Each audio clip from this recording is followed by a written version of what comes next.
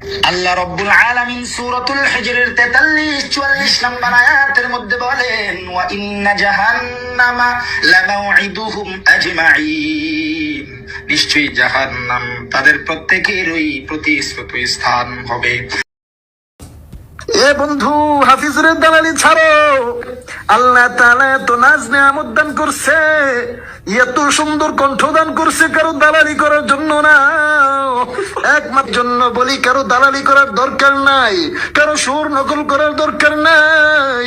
আল্লাহ তোমার যে সুর দিছে, ওই সুরটা নিয়ে সন্তুষ্ট থাকো।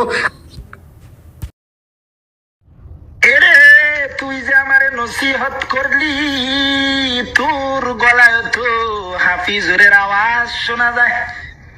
তুইও তো হাফিজুরের দালালি কইরা কইরা আরেকজন রে নসিহত দেস না, না,